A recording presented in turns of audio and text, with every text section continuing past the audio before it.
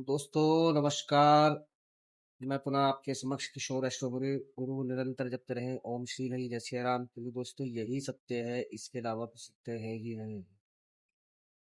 दोस्तों आज का जो विषय है कि आपने सुना होगा कि जीव मरने के बाद प्रेत योनि को प्राप्त कर लेता है। ऐसा दोस्तों क्या वाकई में जीव जो है प्रेत बन जाता है? और प्रेत बनता है तो कारण क्या होते हैं? अब प्रेत बनता है, पिशाच बन जाता है, कारण क्या होते हैं दोस्त? देखिए, सबसे पहले तो ये समझना होगा कि प्रेत क्या वास्तव में होता है। अब श्रीमद् भगवत गीता के अंदर भी बताया गया है कि प्रेत योनि को जीव प्राप्त होता है मरने के बाद। सूक्ष्म शरीर जो है शरीर को छोड़ के जाता है ना। श्रीमद् भागवत गीता के हिसाब से भी जिक्र आया है कि प्रेत योनि होती है। तो दोस्तों जीव प्रेत ना बने इसके लिए क्या करा जाए? ऐसा क्या इसका कौन सा उपाय किया जाए जिससे कि प्रेत योनि में ना फंसे जीव? क्योंकि हमने शास्त्रों के अंदर भी पढ़ा है और इस बारे में लिखा हुआ है कि जो प्रेत होते हैं प्रेत योनि में जाने के बाद उसके बारे में विवरण दिया है कि प्रेत का जो मुख होता है वो सुई के छेद के समान होता है। यानी प्रेत का शरीर तो आप उसको किसी भी रूप में समझ सकते हैं, कितना ही बड़ा बना ले छोटा बना ले, मगर उसका जो मुख होता है वो सुई के छिद्र के समान होता है, जिसके अंदर वह कुछ भी नहीं खा सकता, एक चावल का दाना भी नहीं खा सकता। सुई के छेद में चावल का दाना चला जाता है क्या? नहीं। तो खाना यदि सामने है तब भी प्रेत उसको प्राप्त नहीं कर सकता, उसको खा नहीं सकता और कलपता किलसता रहता है। तो दोस्तों यदि प्रेत जीव बना है तो उसके पीछे कारण क्या रहे, किन कारणों से उसको प्रेत योनि प्राप्त हुई, इस बारे में ये जो वीडियो है ये है कि आप इस बात को समझे। बड़ा ही विचार करने वाला विषय है। तो देखिए, एक है आत्मा, एक है मन, और इंद्रियां हैं पांच, ज्ञानेंद्रिय, पांच कर्मेंद्रिय, वहीं अहंकार, बुद्धि, है ना, मन, बुद्धि, अहंकार। देखिए, पांच ज्ञानेंद्रिय, पांच कर्मेंद्रिय, 10 हो गई। अब इसमें हो गया अहंकार, जुड़ गया। अब ये जो अहंकार है यही जीव को चैतन्य नहीं होने देता, और उस चिन्मयानंद जो शक्ति है, वो जो पार ब्रह्म है, जो पूर्ण पार ब्रह्म है, उसकी प्राप्ति नहीं होने देता दोस्तों। और जो ये मन, मन के और इंद्रियों के और अहंकार के एक साथ होने पर वह जीव प्रेत योनि को प्राप्त होता है दोस्तों। अब मुक्ति या मोक्ष, मुक्ति से तात्पर्य है कि अब देखिए, मुक्ति कोई ऐसा नहीं है कि मरने के बाद प्राप्त होगी, नहीं। जीवन में जीवित अवस्था में ही मुक्त हो जाना, इसको ही मुक्ति कहा गया। अब मुक्त किससे होगा? सर्वप्रथम आप इस बात को समझिए कि यदि वह मन की हर क्रियाओं से मुक्त हो जाता है तो समझ लें आप कि ना वह प्रेत बनेगा और ना वह पुनः जन्म को प्राप्त होगा। जन्म और मरण के चक्र से वह मुक्त हो जाएगा, चाहे वह इसके लिए ईश्वर की प्राप्ति करे या ना करे। मन के बहकावे मता, यानी कि इस बात को बार बार श्री कृष्ण श्रीमद् भागवत के अंदर कह रहे हैं कि मन के बहकावे मता, मन ही सारे उल्टे काम कराता है। इंद्रियों के वशीभूत होकर मन सारे उल्टे काम कराता है, और जो जीव अपने पूरे जीवन के अंदर इस मन के चक्कर में फंसा रहता है, इंद्रियों से आसक्त रहता है और अहंकार के साथ रहता है, निश्चित ही वह प्रेत की श्रेणी में जाता है। और इसी अवस्था में अहंकार और मन, इंद्रियों के बीच फंसा हुआ जो व्यक्ति छल कपट, द्वेष की भावना और सामने वाले को हानि पहुंचाने की भावना के साथ जो अपने जीवन को जीता है, वह प्रेत और पिशाच की स्थिति को प्राप्त करता है। और यदि जीव अपने जीवन काल के अंदर इस मन के प्रभाव, यानी मन के प्रभाव पे काबू पा लेता है और मन के बहकावे में आना बंद कर देता है, दोस्तों वह मुक्त हो जाता है। क्योंकि इंद्रियां आसक्ति की तरफ बढ़ाएंगी, जैसे कि आंखें हैं, कोशिश करेंगी, है ना, उल्टा सीधा देखने के लिए या ऐसा देखने के लिए जिससे मन को तृप्ति हो। अब इसके अंदर जो आत्मा है, आत्मा ना कुछ करती है, ना कुछ भोगती है, यानी आत्मा शुद्ध चैतन्य वही पूर्ण पार ब्रह्म है जिसकी आप निरंतर पूजा करते हैं। यह वही प्रकाश है जो निरंतर जीवन को चलाता है, यानी आत्मा कुछ नहीं करती, जो भी करता है इंद्रिया और मन मिलके करते हैं दोस्तों।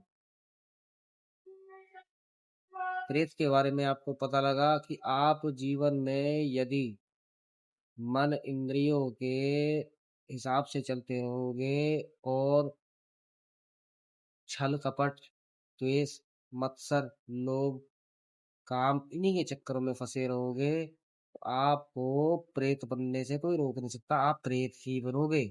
और उसके बाद ये नहीं पता कि आप कितने युगों तक या सालों तक आप इसी धरती पर भूखे और प्यासे भटकते रहोगे, और यही सत्य है। अभी कई ऐसे लोग, उनको मैं जानता हूँ, जो ये कहते हैं कि भाई ज्यादा पूजा करने से व्यक्ति ऐसा हो जाता है, वैसा हो जाता है, ज्यादा ध्यान लगाने से ध्यानानंद बन जाता है, यानी मजाक की उसमें ले जाते हैं वो लोग। अब किसको आप किस प्रकार से ऐसा सोचते हैं, मैं नहीं जानता कि भाई आपका सोचने का नजरिया क्या है। ध्यानानंद बोल देना या ऐसी बातों को बोलना कि जो साधक है, जो उस स्थिति को प्राप्त हो रहे हैं कि वो मन के काबू से बाहर निकलना शुरू हो गए हैं, तो यानी वो उस जो पराशक्ति है, जो आत्मा जिसे परमात्मा कहते हैं, उसमें ध्यानस्थ हो गए हैं। यानी वह व्यक्ति एकांतवास करते हैं, वह लोभ से बच रहे हैं, काम से बच रहे हैं, क्रोध से बच रहे हैं, मत्सर से बच रहे हैं, और वह अनेकों अनेक ऐसे लोगों से बच रहे हैं जिनको राक्षस तुल्य, जिनकी क्रियाएं नित्य की है। तो ऐसे लोगों से यदि कोई ऐसा साधक जो परमात्मा के नाम का निरंतर उच्चारण कर रहा है, और जो उस उच्चारण से जो शक्ति प्रकट हो रही है, जो आनंद स्वरूप है, जो परमानंद परम आनंद यानी परमात्मा का रूप है, उसको महसूस कर रहा है, यानी ऐसा जो साधक होता है वो एक बालक की भांति होता है दोस्त। तो कुछ ऐसे मूर्ख राक्षस वृत्ति के लोग हैं कि जो ऐसे लोगों का मजाक उड़ाते हैं। तो दोस्तों आप इस बात को समझे कि वह अपने जीवन के अंदर जो कृत्य कर रहे हैं वो अपने अहंकार, लोभ के वश कर रहे हैं, और यह उनकी क्रियाएं पैशाचिक क्रियाएं हैं जो उन्हें पिशाच प्रेत बना देंगी दोस्तों। और जीवन खत्म होने के बाद, यानी शरीर खत्म होने के बाद, जीवन तो देखो कभी खत्म होता नहीं है, शरीर उनका जब खत्म हो जाएगा उसके बाद वो पिशाच प्रेत बन जाएंगे, और युगों युगों तक ना जाने कितने समय तक उन्हें धरती पर ही भटकना होगा। और इस कारण से वो परेशान होके, जो उनका जो परिवार होता है, जो उनकी औलादे होती है, जो उनकी जो नई पीढ़ी होती है, वह उसी परिवार को खाना शुरू कर देते हैं, क्योंकि जीवन में उन्होंने अच्छा काम तो किया नहीं। हमेशा पर निंदा, चुगलियां, है ना, कपट, उल्टी सीख अपने औलादों को भी देना, उनको परमानंद की प्राप्ति ना कराना, अच्छे रास्ते पे ना ले जाना, उनको छल कपट सिखाना, और जो परमात्मा कण कण में व्याप्त है, जो हर जीव में व्याप्त है, हर किसी के प्रति चालाकी, मक्कारी, कपट, छल सिखाना।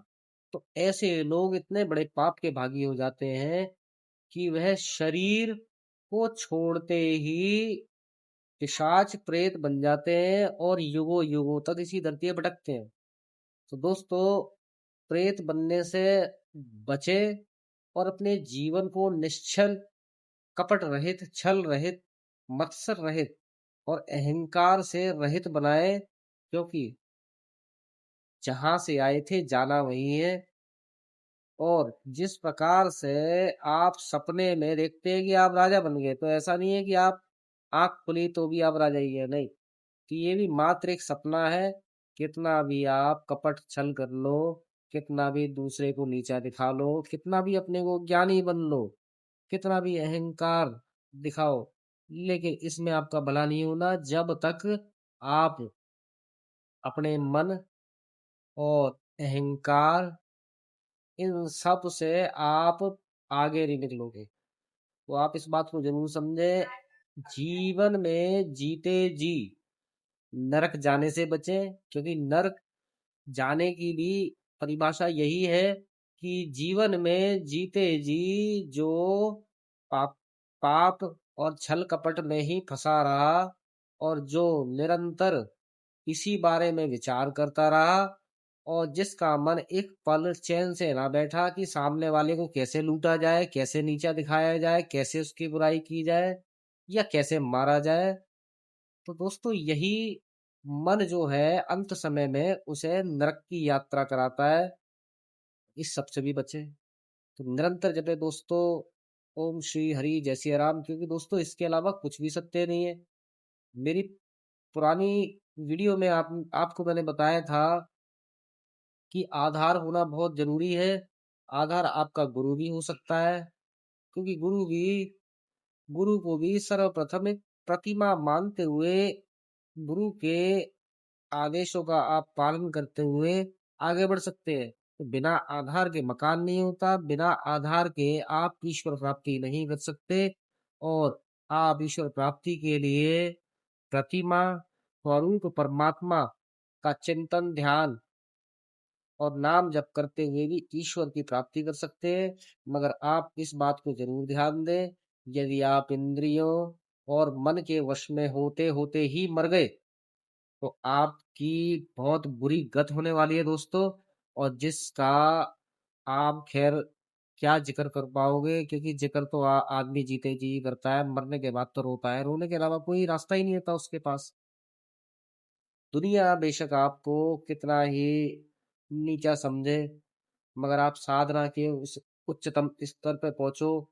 एकांतवास जितना ज्यादा हो सके आप करो, हरि नाम जपो, निरंतर जपते रहो, ओम श्री हरि जय सिया राम, या राम नाम जपे या कृष्ण नाम जपे, आप जैसा भी जपे दोस्तों, लेकिन जपे, क्योंकि यही जीवन की सच्चाई है। मेरा अपने इतने सालों का अनुभव है, उसके आधार पर दोस्तों मैं आपको बताता हूँ। तो आप निरंतर जपे ओम श्री हरि जय सिया राम और अपने जीवन को सार्थक बनाए। ये देह सत्य नहीं है, मगर ये जीवन सत्य है।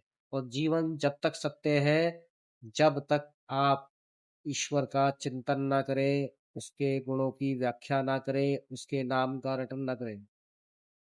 दोस्तों, इसी के साथ ओम श्री हरि जय सिया राम, निरंतर जप। हरि बोल, जय जय सिया राम।